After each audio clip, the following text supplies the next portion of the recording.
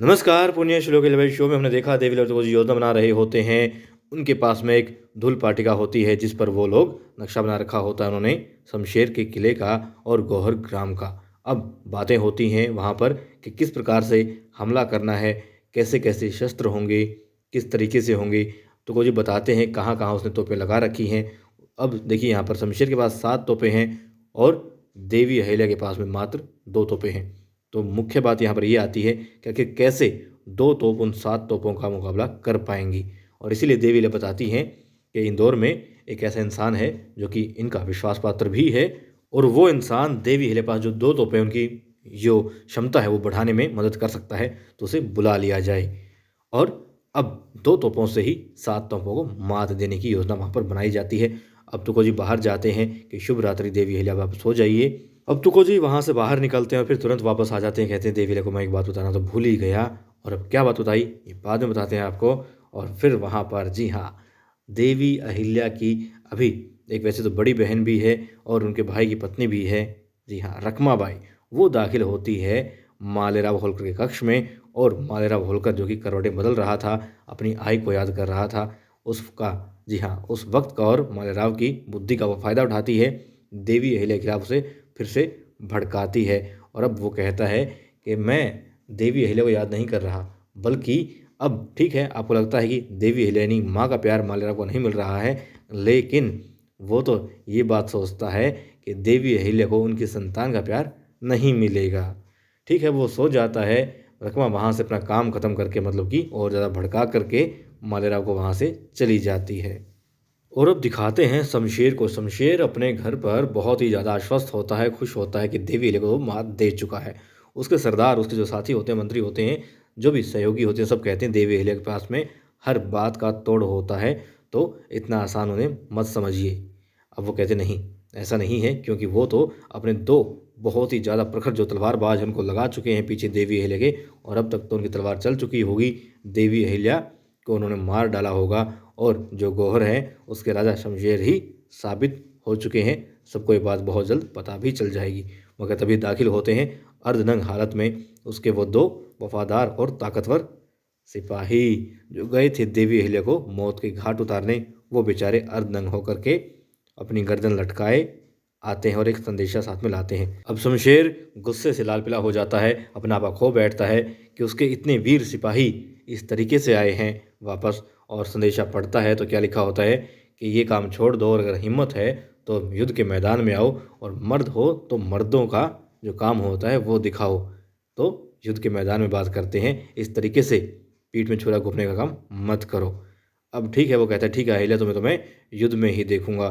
और फिर अपने साथियों से कहता है कि तोपों को तैयार करो। अब देखिए यहाँ पर तुकोजी ने बहुत ही अच्छा पहली बार उन्होंने दिखाया कि हाँ प्रखर बुद्धि रखते हैं और आसपास जो भी घटनाक्रम हो रहा है उन पर नज़र भी रखते हैं।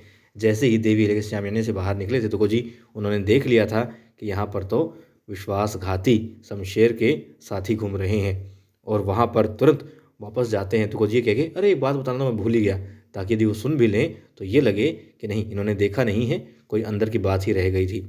और देवी अहिल्या जो कि सो चुकी थी उनको बताते हैं उठा करके कि देवी अहिल्या शमशेर के आदमी यहाँ पर घूम रहे हैं तो चौकन्नी हो जाओ। अब वो दोनों छुप जाते हैं और जैसे ही आते हैं तो वो बिस्तर पर तलवारें चलाते हैं सैनिक उसके, और पाते हैं कि यहाँ तो देवी अहिल्या है ही नहीं। अरे है अहिल्या कहाँ? तभी देवी अहिल्या कहती है मैं यहाँ हूँ। और बस उनकी हालत ऐसी करते हैं तो वो जी तो मार देना चाहते थे उनको, जान से उनको मारना चाहते थे, मगर देवी अहिल्या रोकती है और उन्हें अर्धनंग करके वहाँ पर बड़ी सज़ा दे करके भेज देती है। अब शमशेर क्या सोच रहा होगा ये बात देवी और तुकोजी जान चुके हैं, इसीलिए वो लोग योजना बनाते हैं कि अब शमशेर बहुत ही ज़्यादा आक्रामक हो जाएगा और पहले हमला करेगा, और इसी का हमें फ़ायदा उठाना है।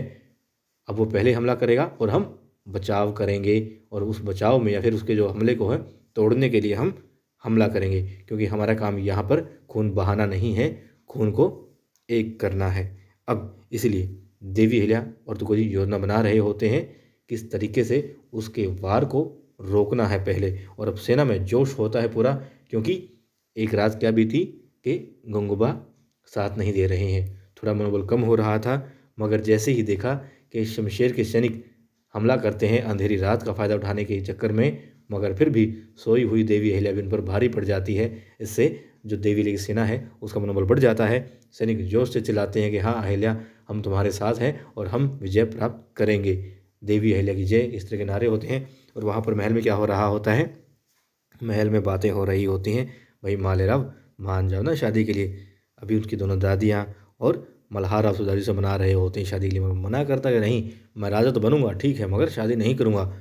वो कहते हैं भाई शादी तो करनी पड़ेगी, तुम्हारे दोस्त भाग जाएंगे, उनकी शादियां हो जाएंगी, फिर क्या करोगे, फिर तुम्हारे साथ में कौन रहेगा, तो शादी तो करनी पड़ेगी।